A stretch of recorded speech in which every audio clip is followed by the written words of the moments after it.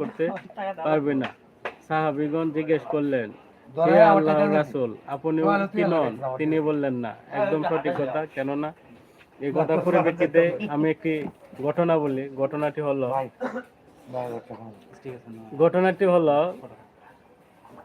একজন ব্যক্তি 500 বছর আল্লাহ তাআলার ইবাদত করেছেন একটি পাহাড়ের মাঝে এমন ভাবে তিনি আল্লাহ তাআলার ইবাদত করতেন। আল্লাহ পাক রব্বুল আলামিন তার জন্য একটি ডালিম গাছের ব্যবস্থা করেছিলেন। সে সকালবেলা ফজরের নামাজ শেষ করে যখন ডালিম গাছের নিচে আসতো, দেখতো গাছে একটি ডালিম ধরেছে। সেই ডালিমটা পেকে থাকতো। সেই ডালিমটা পেরে তিনি খেতেন। আবার যখন সন্ধ্যাবেলা আসতেন, এসে দেখতেন আবার গাছে একটি ডালিম ধরেছে, ডালিমটা পেকে রয়েছে, আবার সেই ডালিমটা পেরে খেতেন। এভাবে তিনি 500 বছর আল্লাহ তাআলার ইবাদত করলেন। 500 বছর ইবাদত করার পর উনি মৃত্যুবরণ করলেন। মৃত্যুবরণ করার পর আল্লাহ তাআলা বললেন ফেরেশতাদেরকে, হে ফেরেশতারা,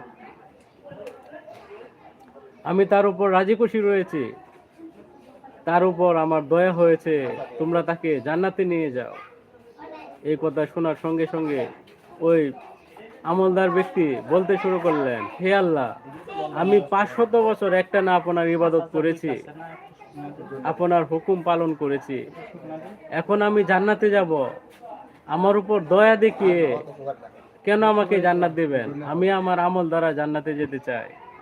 আল্লাহ পাক রব্বুল আলামিন বললেন, তুমি তোমার আমল দ্বারা জান্নাতে যেতে চাও? ওই ব্যক্তি বললেন যে, আমি আমার আমল দ্বারাই জান্নাতে যেতে চাই।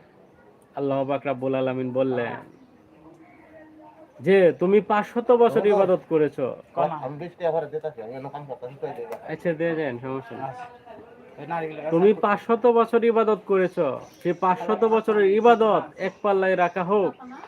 আর আমি যে তোমাকে সৃষ্টি করেছি, তোমাকে শরীরের অঙ্গ প্রত্যঙ্গ দান করেছি, সেই অঙ্গ প্রত্যঙ্গ থেকে তোমাকে 2টি চোখ দিয়েছি, সে 2টি চোখও নয়, 2টি চোখ থেকে একটি চোখ আমি এক পাল্লায় রাখবো, আর তোমার 500 বছরের ইবাদত আমি এক পাল্লায় রাখবো।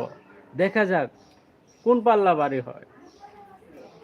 যখন ওই ব্যক্তির 500 বছরের ইবাদত এক পাল্লায় রাখা হলো, আর যখন আল্লাহ তাআলার দান করা একটি চোখ এক পাল্লায় রাখা হলো, সঙ্গে সঙ্গে সেই চোখের পাল্লা ভারী হয়ে গেল। সুবহানাল্লাহ।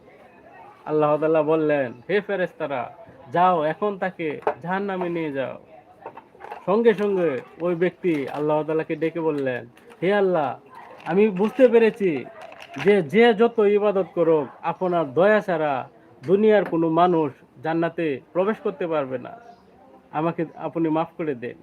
আপনি তো বলেছেন আমাকে প্রথম জান্নাতে নিয়ে যেতে। আমি আমার ভুলটা বুঝতে পেরেছি। হে আল্লাহ, আপনি আমাকে জান্নাত দান করুন। আল্লাহ তাআলা আবার ফেরেশতাদেরকে বললেন, হে ফেরেশতারা, যাও, তুমি তাকে